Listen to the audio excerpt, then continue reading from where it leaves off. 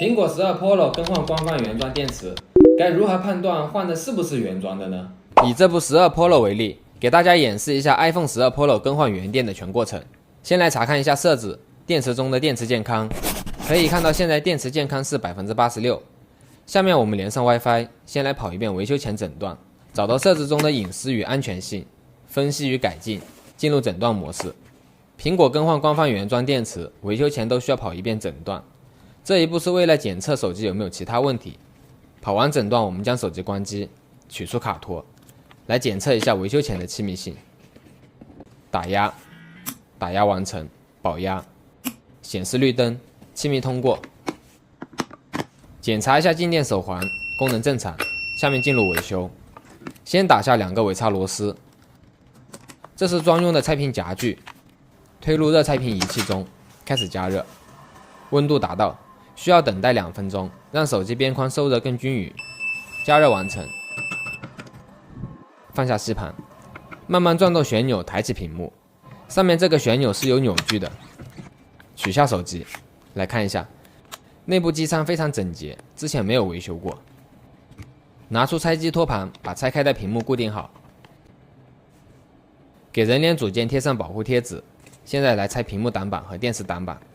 打下挡板上的所有固定螺丝，卸掉电池挡板，卸掉屏幕挡板。第一步必须断开电池排线，再断开屏幕排线和听筒排线，取下屏幕。打下所有螺丝，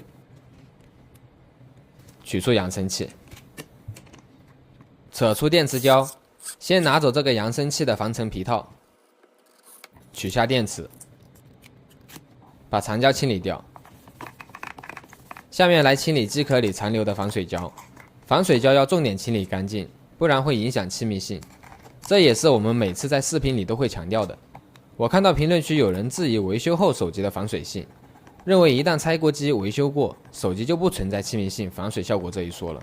关于这一点，我后面会专门出一期测评视频，看看经过我们专业维修的手机到底还有没有防水性，防水效果究竟如何。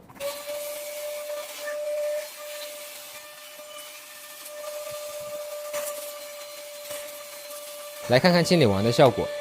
接下来拿出一块粉丝要求的全新原厂电池，原厂电池里面都会配送一套全新的螺丝，后面的安装都是使用这套新螺丝。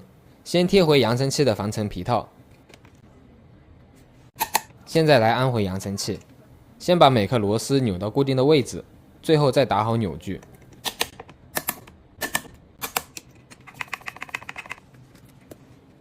开始安装电池，撕掉保护贴纸，把新的电池安回机壳内，放入电池按压工具，来回滚动按压3遍，保证电池紧密贴合。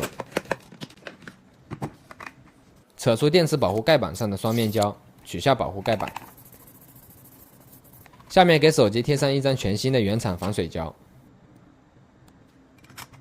进行防水胶第一次保压，保压完成。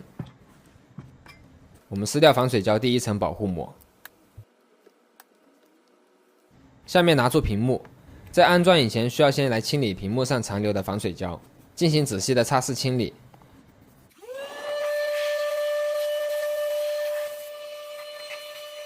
注意清理一下前摄像头，确保没有灰尘。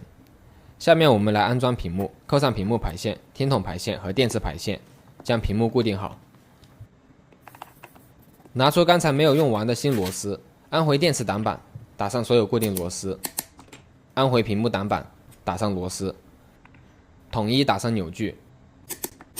安装完成后，螺丝是没有剩余的。撕掉人脸组件的保护贴纸，再撕掉剩余的防水胶保护膜。确认安装没有问题以后，我们合上屏幕，进行防水胶第2次保压，最大程度恢复手机的防水防尘性能。按压完成，重新打上尾插螺丝，装机完成。现在来跑诊断，插入数据线的同时按住音量加减键，亮起苹果 logo 后松开按键，进入诊断模式。点击开始，连上 WiFi， 点击同意，开始跑第1遍诊断。苹果更换官方电池，维修后都需要跑2次诊断。第1遍跑完，现在来跑第2遍，操作跟第一遍一样，完成屏幕校准。2遍诊断都跑完以后，将手机重启，成功开机。我们打开手机，进入设置、通用、关于本机，电池已经成功显示正品部件。返回查看电池，电池效率已经显示100%。我们将手机关机，下面通过卡槽孔检测一下维修后的气密性。打压完成，保压，气密通过。维修后手机依旧保持原厂级别的气密性。按照惯例，给粉丝的手机清理一下听筒网、扬声器网和尾插口。不清理的话，根本不知道尾插口竟然藏了这么多灰尘。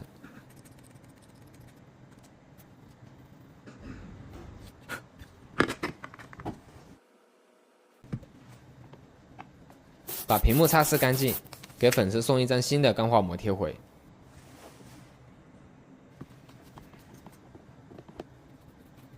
装回卡托，将屏幕和机身外壳全部擦拭干净，这台 iPhone 12 Pro 更换原电就全部完成了。